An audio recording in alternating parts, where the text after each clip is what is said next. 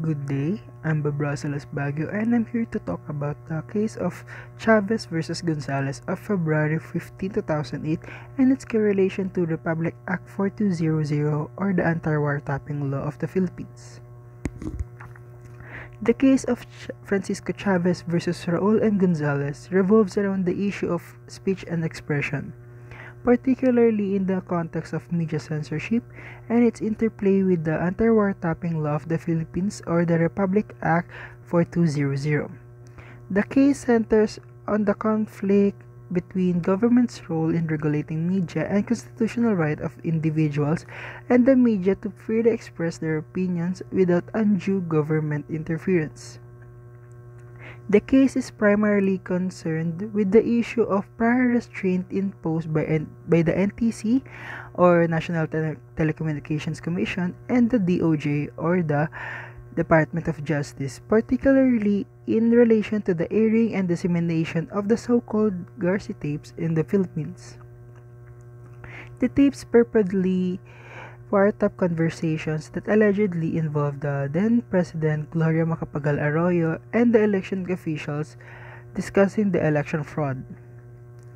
Petitioner Francisco Chavez argued that the government's actions through the statements from the DOJ Secretary and the NTC were unconstitutional as they infringe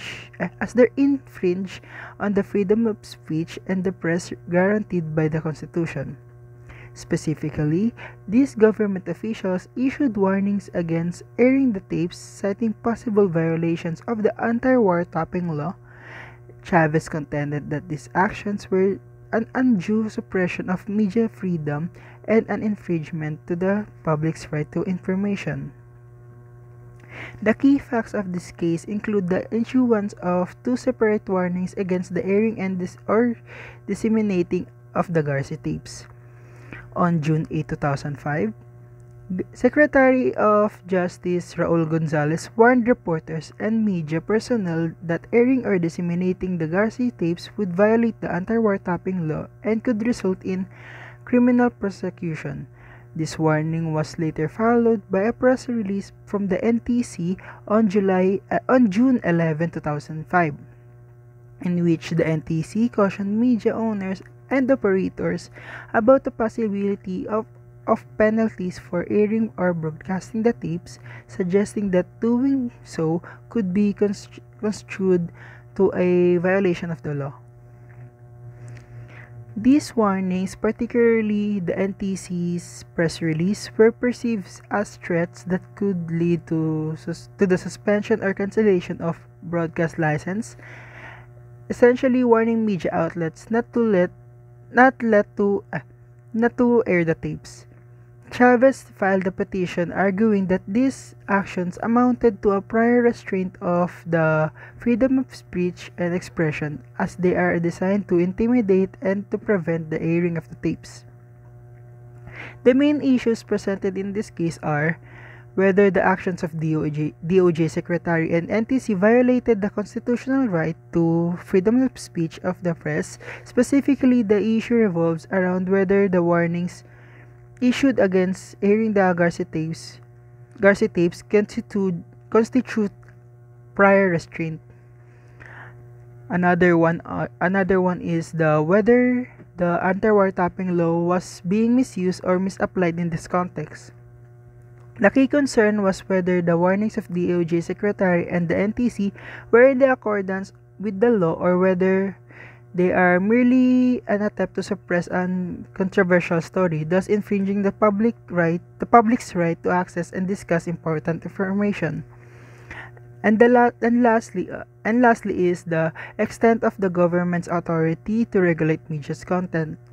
The issue also involves the balance of government regulation to prevent dissemination of illegally obtained materials and also the protection of press freedom.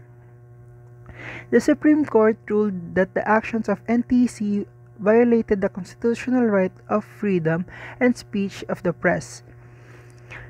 The court found that the NTC's press release issued on June 11, 2005 amounted to prior restraint.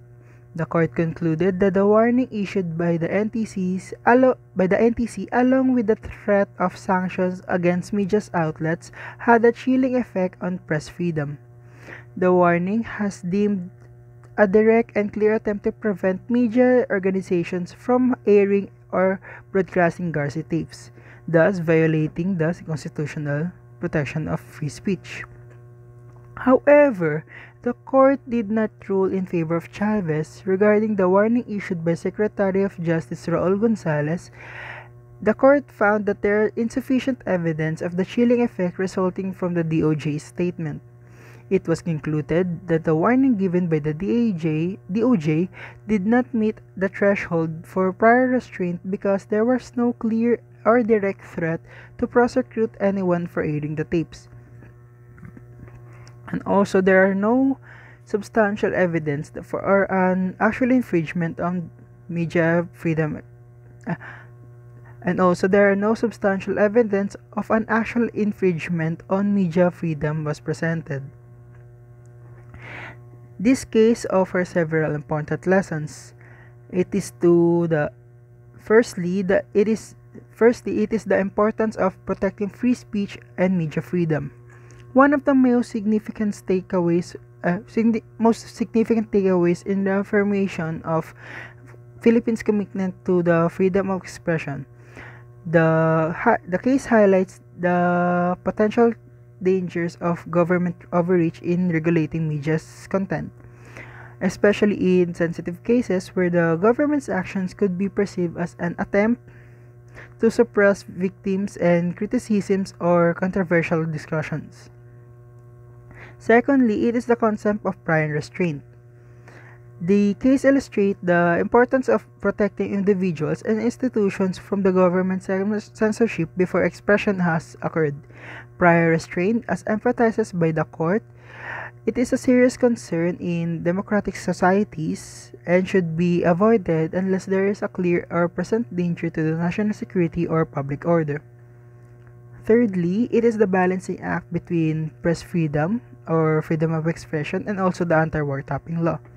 While the anti-wiretapping law serves as an important function in protecting privacy and the sanctity of communications, the case highlights the need of careful balance between privacy laws and the public's right for accessing information that is of public concern, particularly when it comes to the matter of involving of corruption and also abuse of power. Fourth is the chilling effect, which is why the case underscore the concept of the chilling effect, where the threat of government action, even without actual prosecution, can deter the individuals or organizations from expressing and exercising their constitutional rights. This case serves as a reminder for even subtle forms of governmental intimidation can be profound impact on free expression and also press freedom. Lastly, will be the need for vigilance protection for civil liberties. Finally, the case serves as a reminder for civil liberties, including freedom of expression, and must be vigilantly defended, especially when the government may be tempted to suppress dissenting voices or inconvenient truths. This case reiterates the importance of judicial oversight in ensuring the government does not exceed its constitutional authority. In conclusion, this case serves as a crucial